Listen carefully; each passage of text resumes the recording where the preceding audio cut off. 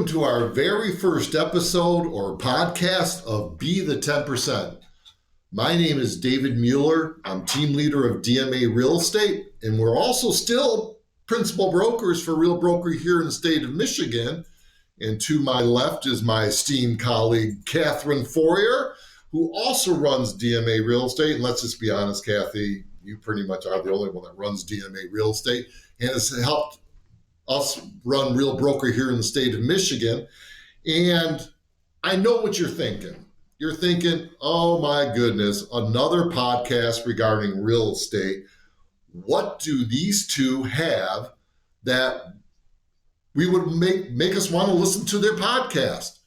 We're going to get to that. But the first thing I like to do is kind of talk about how did we come up with the name Be the 10%? And I think we all agree that anyone that knows me, when a problem comes up and people are asking, how do you take care of this problem? And we're always saying, be the 10%. And what does being the 10% mean to me? The first thing is that 10% of realtors do 90% of the business. And that's been pretty common for probably about 5 to 10 years. The other aspect that we believe is that 10% of real estate agents are what we refer to as real estate professionals. 90%, not so much. And one of the things that we're going to want to do with this podcast is make that 10% be 15% or 20%. Yep. So Dave, why did we decide to do this? I think the main reason that both you and I have decided to do that is we both agree that the bar to get into our industry, to me, is very, very low.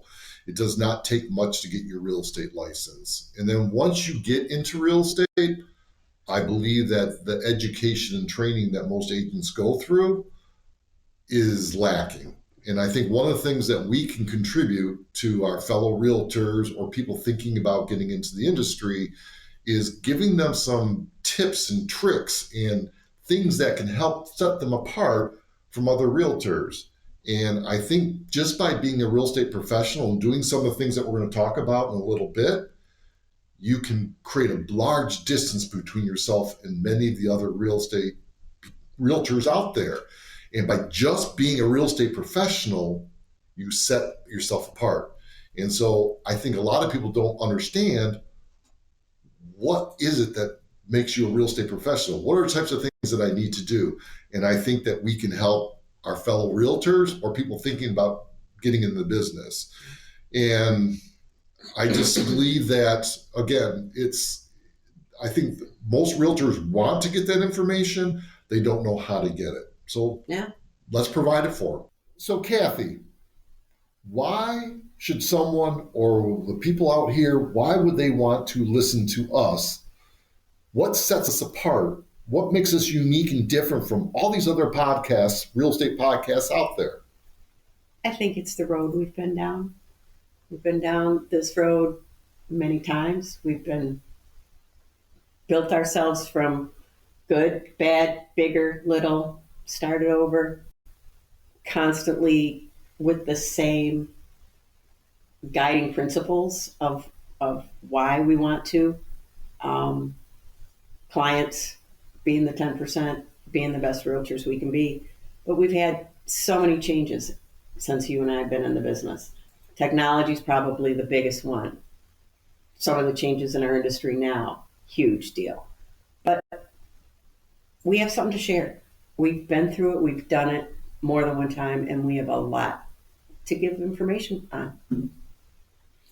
Yeah, I think that's huge. And I think one of the keys is we've invented ourselves probably 3 different times. And we've been to the mountaintop. Mm-hmm. And like that myth of Sisyphus, we've also come down the hill, but we picked ourselves up. And I think that's part of being a professional too, is just, you know what, doing the work. And we've reinvented ourselves and gone back up that mountain. So I think that is key. And I think some other things that will come into play for people is we've been at every part of a realtor's journey that each viewer of our podcast has been. We had that time and indecision when we're like, oh my gosh, should we make this jump to get into real estate, knowing that it's commission based and we're unemployed every morning when we wake up. Then we went to the growth stage where we started doing business and had to hire that first assistant. I still remember that because I was the first agent in Washington County to have a full-time assistant. And then having these buyers start coming in because we had so many listings and hiring a buyer's agent. We had no blueprint, we had no book. We didn't have the red book back then. And we learned it on the fly, making a lot of mistakes. Then I think it was important that we went from a brick and mortar independent, largest independent in the Ann Arbor area, to Keller Williams, where we heard about the red book and we wanted to have mentors and trainers so we could build our business to a larger degree as well. And then understanding that really we're the brand, Kathy. DMA's the brand. It's not really the brokerage that you're with. And then realizing that and then deciding that we wanted to go with the brokerage of the future, which is available today at Real. And that we've had to make all those decisions. We've made a lot of mistakes. We've also made a lot of right calls. And I think that we can give solid points, not just giving information. We've been there, done that. We'll have practical, useful information that we hope that our viewers will be able to take and maybe not make all the mistakes that we've made and help them grow their business without the mistakes. Well, they'll have their own mistakes to learn from, but that's the best part. Absolutely. So, Kathy, let's kind of go over some of the traits that we feel kind of distinguish a real estate professional from just a realtor, the 90% of realtors. And we've talked about this at length. And one of the reasons why we started this podcast, and I think we both agree that the number one trait is communication. Mm-hmm. And not only is it communication with other realtors, but it's also communication with our clients. We like to, when on a listing appointment, I like to set up expectations with our clients as far as how often we're going to communicate with them and what type of communication preference as far as email, text, phone. But I think the real key to this is our communications with other realtors and kind of delve into when you're doing a transaction, because you handle the transactions for DMA and really you deal the transactions for all Real Broker right now too. But when you have a realtor on the other side that's not communicating back to you, what kind of chaos does that create for you? Well, the worst part is not me. It's what it causes our clients. And that's where we have to focus on that client. The client's anxious. They're not getting answers. I've got to track down another agent or a lender or an appraiser or anybody that's key to the transaction. And as much as we give our clients the best setup for what's going to happen every step of the way, when one of those stops because of lack of communication, there's just so much anxiety and frustration. And then it's the client that matters, not me. I mean, I feel frustrated, but it's for me to get that information to the client. And I think one of the biggest fears that most clients have is, or what I feel stress comes from, is the fear of the unknown or not getting information. So when they ask a question and we're trying to get that information, it just creates stress for our clients. And it just makes the transaction more difficult. Another thing that I just want to bring up real quickly when it comes to communication is when we're dealing with offers. And how many times have you seen it where we're all this communication with an offer, which is, $500,000 houses, and they're communicating by text and email and stuff like that.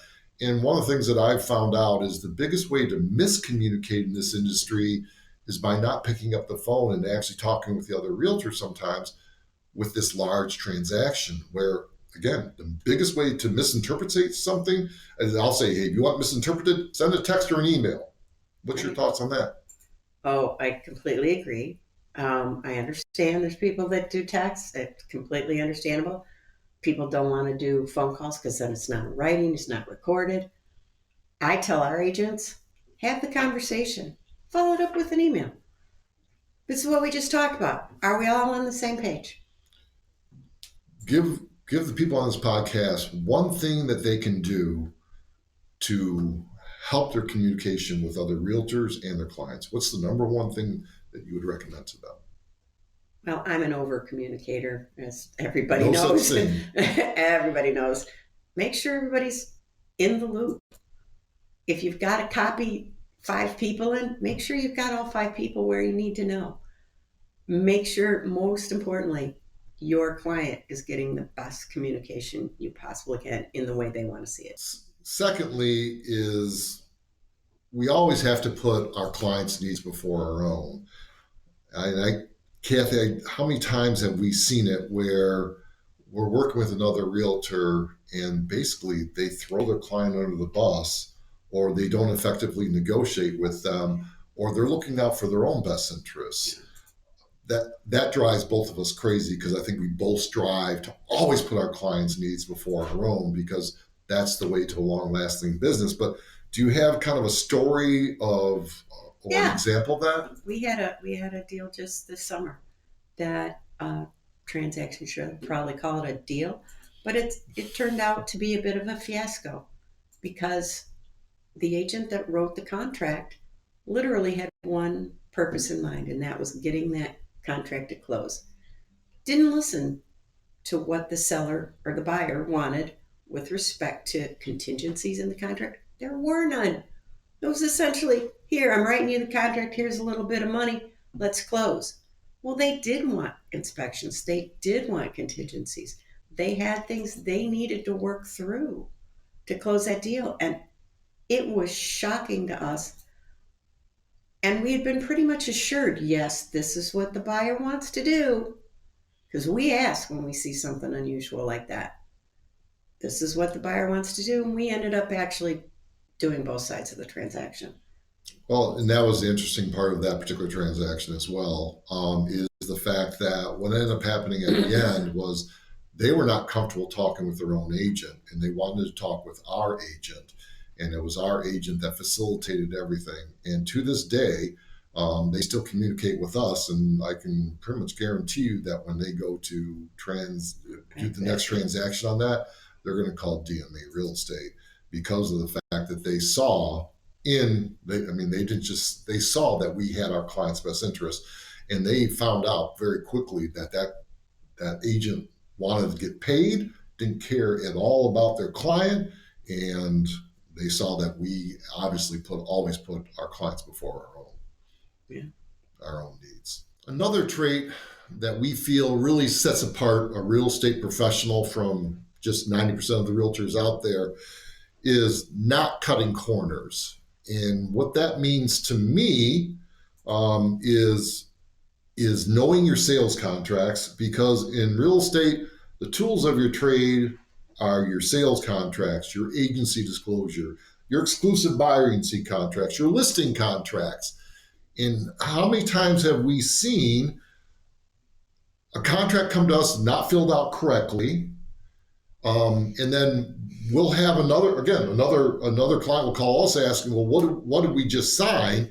And I think one of the problems in our business is with all this e-signature. I think a problem that we have is agents will send their clients these contracts to sign filled out, but they have no idea. First of all, they don't fill them out correctly. They don't have any idea of what they're sending their clients to fill out. And then when the client has questions, or they don't even know the questions to ask, the agent doesn't know the answer. And you handle a lot of that for DMA and for Real. So tell me what your thoughts are on that, not cutting corners and filling out contracts correctly. The hardest thing I deal with is contracts that aren't filled out correctly.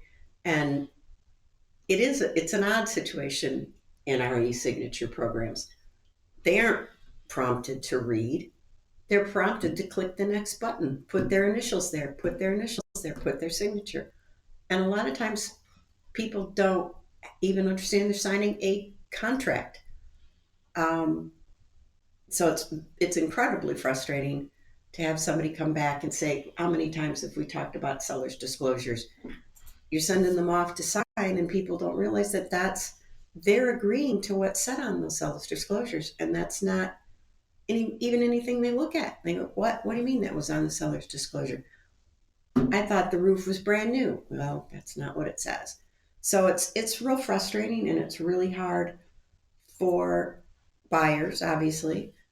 On the listing side, we look at contracts we get and we wonder, what did they mean to write there? Another agent puts in, or just doesn't leave anything, include anything about financing, and we don't know what they mean. And is it our place to go back and fix that for them? And we see that they're putting their client at a Yeah. disadvantage because it's not clear cut. Sometimes not even at a disadvantage, Dave. Sometimes straight up at risk. I've got a story I want to just really. I had this event happen last week, and it was one of our agents up in Western Lakeshore region, and there was a dispute regarding a commission and a referral, and so I asked this agent to send me her paperwork, right? Mm-hmm. Her agency disclosure, her buyer agency contract, etc. And then this other company was asking, they said that they had a relationship with this client. I said, send over your paperwork. First of all, the other person's paperwork had the wrong year for the date.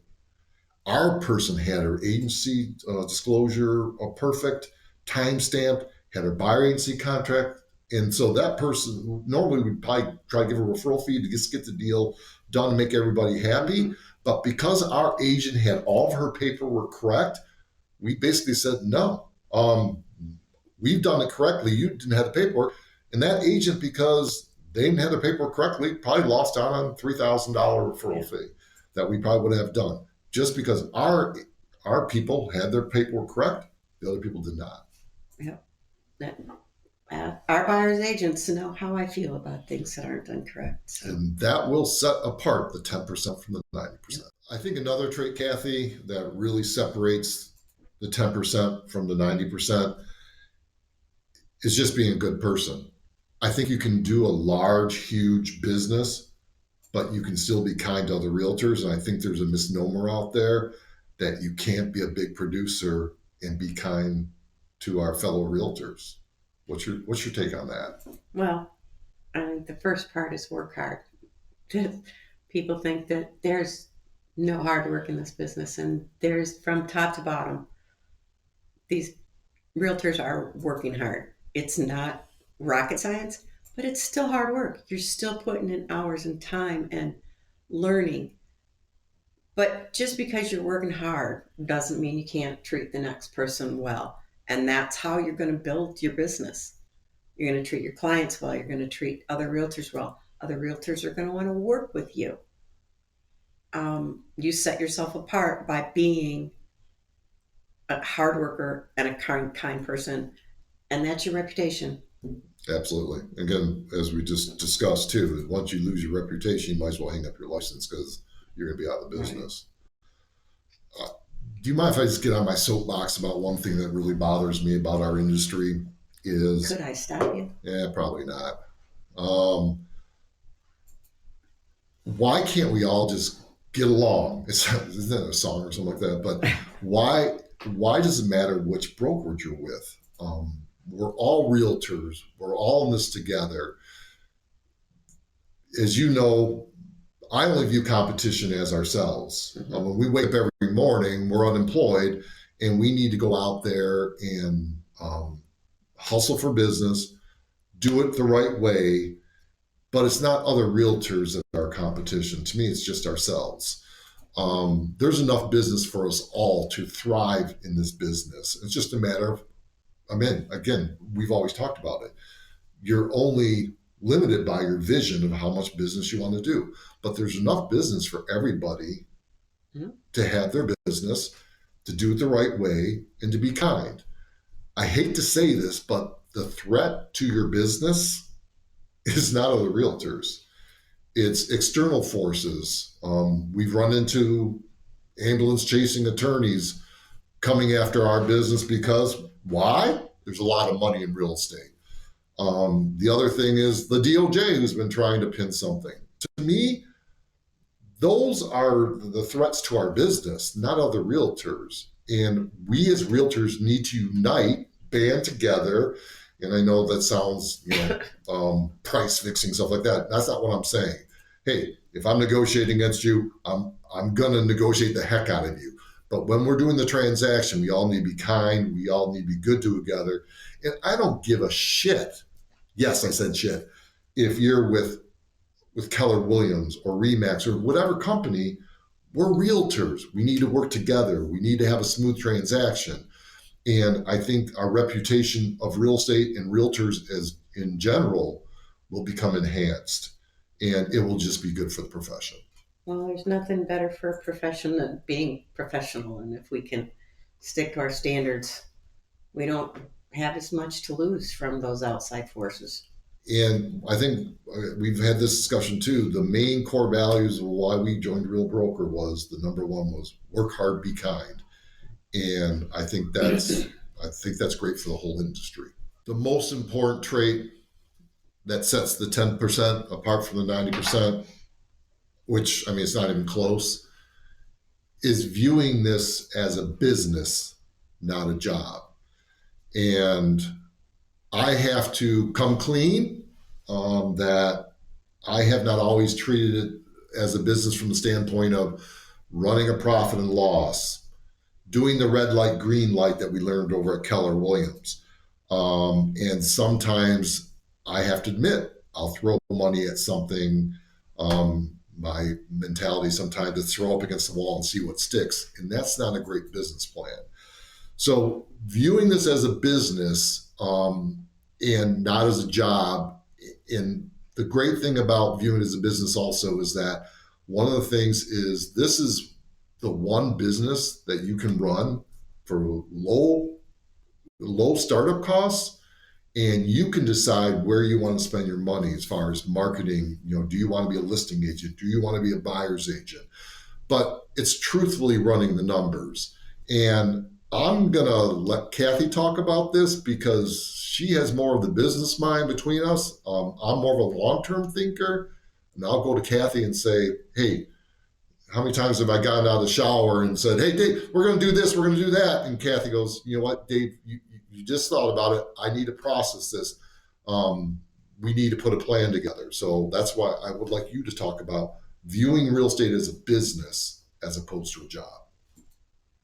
Well, how many times have you said today we're unemployed every time we wake up?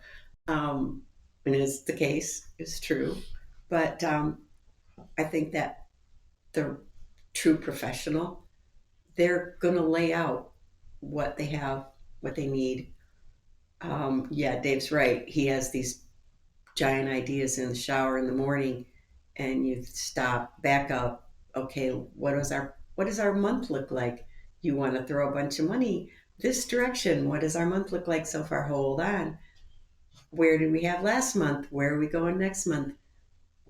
Having a plan, running a business is not always work or throw it up at the wall and see what sticks. But the bonus is if you've got enough reserves and backing and you're set, give it a shot. That's the bonus in that. Um, it's a great plan, and we learn most of this after the fact. We've been doing this for a while, running a sort of half-ass team, and go to Keller Williams and realize there's ways for us to fix this. And every time we get in one of these lulls up and downs, or we have some changes in the market, we go back, we plan again. And that's the key. You have to have a plan to stay in business. I'm going to end this with 3 words. And that's very difficult for me to end something with 3 words. So if you know how difficult this is, but those 3 words are know your numbers. If you know your numbers, everything else is easy. Thank you for watching and listening to our first episode of Be the 10%. Kathy and I hope you were able to get a few nuggets of information that will help you with your business. Look for our future episodes where we will meet with other 10%ers that are at the top of their game, mastering such techniques such as open houses, scripts, market analysis, farming, and social media. Please like, subscribe, and share. Please let us know what topics you would like to see us discuss on future episodes by commenting below. Thanks so much for coming to Be the 10%. Kathy and I loved having you on our podcast and look forward to seeing you on our next.